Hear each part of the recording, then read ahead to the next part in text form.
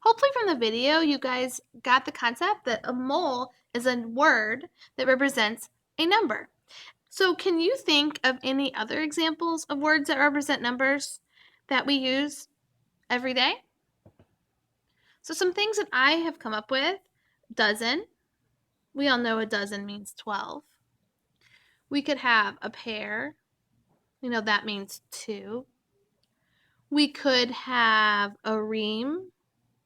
A ream of paper is a number of pages.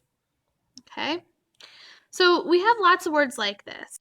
So what is a mole? A mole is the SI base unit used to measure an amount of substance. What's that equal to? It's equal to the number of particles in 1 mole of carbon atoms. And it's been determined to equal 6.02 times 10 to the 23rd. And it's called Avogadro's number.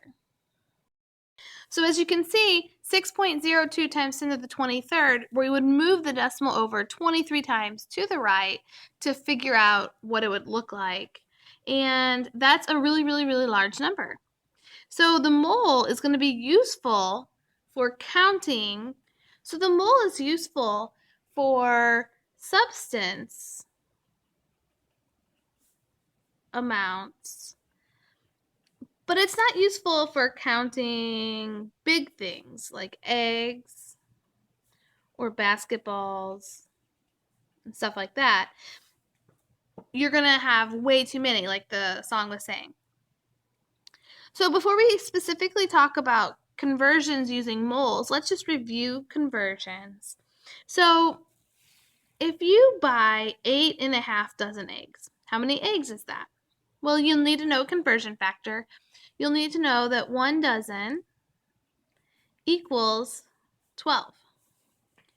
So remember the way you do this, you always put what they give you down, 8.5 dozen. And on the bottom goes what is equal to this. So the 1 dozen goes on the bottom and the 12 goes on top. So how many eggs are in 8.5 dozen? Well, I take 8.5 and I multiply by 12.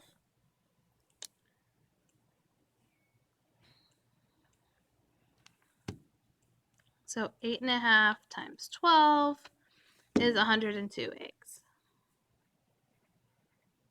The mole conversion factor is 1 mole is equal to 6.02 times 10 to the 23rd, and this is particles. What does that mean? Well, it could mean a lot of different things. It could mean atoms. It could mean molecules. It could mean ions, particles, or formula units. It could really mean anything, but remember, it's only useful if we are counting tiny things. If we're counting big things, then the mole is not useful at all. So let's do some examples. So find the number of molecules of sucrose in 3.5 moles. Well, in 3.5 moles, that's what we have. We know in 1 mole, there's 6.02 times 10 to the 23rd molecules. So we would multiply those two. We have 2.1. I'm doing 2.1 because I have 2 sig figs here, times 10 to the 24th molecules. How many moles are in 5.75 times 10 to the 24th atoms of aluminum?